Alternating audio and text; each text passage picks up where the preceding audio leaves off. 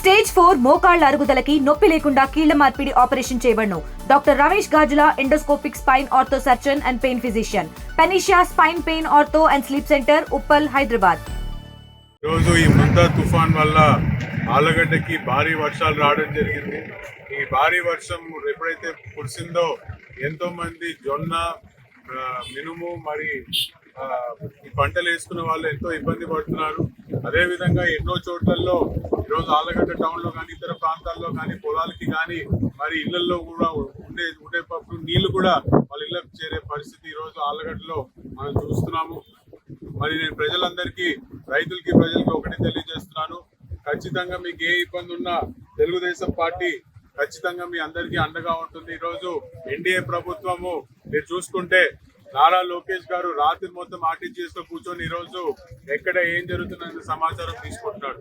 మరి 75 సంవత్సరాలు ఉన్న నారా చంద్రబాబు నాయుడు గారు మన ముఖ్యమంత్రి కూడా తెల్లవారుజున 12 గంటల వరకు కూడా మరి ఆర్టీజీఎస్ లోనే కూర్చొని మరి ఎప్పటికప్పుడు సమాచారం తెలుసుకొని దాని మీద స్పందిస్తున్నారు. మరి ముఖ్యంగా నేను ఆలగడ్డ ప్రజలకి ఏం చేయదలుచుకున్నానంటే, ఈరోజు మార్క్ఫెడ్ ద్వారా ఈరోజు కేంద్ర ప్రభుత్వం ఏదైతే ధరలు అనౌన్స్ చేసిందో అదే ధరకి ఈరోజు మార్కెట్ ద్వారా మళ్ళీ ప్రతి ఒక్క పంటను కూడా మనం కొంటామని చెప్పి ఈరోజు ఆలగడ్డ ప్రజలకు హామీ ఇస్తున్నాను. ఎవరికైతే పంట నష్టం వచ్చిందో, ఎవరికైతే మరి పంట చేతికి వచ్చినా ఈరోజు మనం ఇక్కడే చూస్తున్నాం మొక్కజొన్న ఎంతో ఇబ్బంది పడింది. అలాంటి వాళ్ళకు కూడా క్రాప్ ఇన్సూరెన్స్ ద్వారా ప్రతి రైతుకి కూడా మనము అండగా ఉండే చర్యలు ఈరోజు ఎన్డీఏ ప్రభుత్వం తీసుకుంటుందని కూడా తెలియజేసుకుంటున్నాను. ఈరోజు మన రైతులు పడుతున్న ఇబ్బందులు, ఈ తుఫాన్ వల్ల ప్రత్యేకంగా ఈరోజు మన రైతు పడుతున్న ఇబ్బందులన్నీ కూడా ఈరోజు ఆలగడ్డ ఎమ్మెల్యే భూమా అఖిలప్రియ గారు మన ముఖ్యమంత్రి దృష్టికి తీసుకొని వెళ్ళింది. ముఖ్యమంత్రి గారు కూడా ఖచ్చితంగా ఈ యొక్క తుఫాన్ దాటంగానే ఖచ్చితంగా ఆలగడ్డ రైతులకు కూడా న్యాయం చేస్తాననే హామీ ఈరోజు మన ఎమ్మెల్యే గారికి ఇచ్చారు. మరి ఆలగడ్డ ప్రజలకి కూడా నేను తెలియజేసుకుంటాను, రైతులు కూడా తెలియజేసుకుంటాను, ధైర్యంగా ఉండండి, ఎన్డీఏ ప్రభుత్వం మీకు అండగా ఉంటుందని చెప్పి కూడా చాలా స్పష్టంగా తెలియజేసుకుంటాను.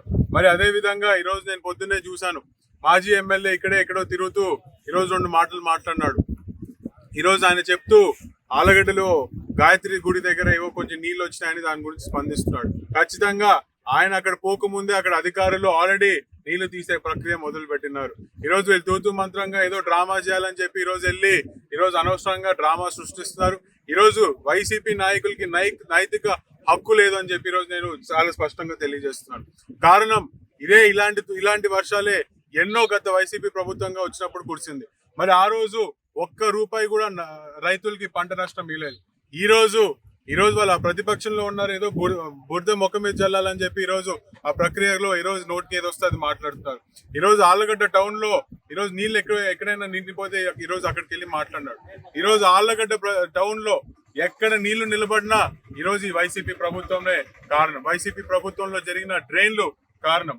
మీరు చూసుకుంటే డ్రైన్లు ఒక్కొక్కటి ఎంత హైట్ లో కట్టారంటే నీళ్లు ఎక్కడ పోలేని కూడా పరిస్థితి. ఈరోజు ఆళ్లగడ్డ డ్రైన్లు కట్టి ఆళ్లగడ్డ టౌన్ ని నాశనం చేసిందే ఈ యొక్క గంగుల కుటుంబం, ఈ వైసీపీ ప్రభుత్వం. ఈరోజు అటు రైతులు ఇబ్బంది పడినప్పుడు రైతులను ఆదుకోలేదు, అటు ఆళ్లగడ్డ టౌన్ ని, ఇన్ఫ్రాస్ట్రక్చర్ ని అధ్వానంగా చేసి పడేస్తారు. వీళ్ళకి ఏ ఒక్క నైతిక హక్కు కూడా లేదు. అయినప్పటికీ నేను వారికి కూడా తెలియజేస్తున్నాను, ఆళ్లగడ్డ రైతులకి కానీ అటు టౌన్ లో ఎవరైనా ఇబ్బందులు పడుతున్నా ఖచ్చితంగా ఎన్డీఏ ప్రభుత్వం మాత్రం మీకు అండగా ఉంటుందని చెప్పి కూడా నేను చాలా స్పష్టంగా తెలియజేసుకుంటాను. తెలుగులో న్యూస్ కి ఫాస్టెస్ట్ యాప్ ఇప్పుడు టోటల్లీ న్యూ అవతార్లో జస్ట్ 5 seconds లో కంప్లీట్ న్యూస్. సోషల్ మీడియాలో ట్రెండ్స్ కి one stop solution. Live TV app voice search option తో ఇప్పుడే డౌన్లోడ్ చేయండి లేదా అప్డేట్ అయిపోండి. యాప్ లింక్ డిస్క్రిప్షన్ లో ఉంది.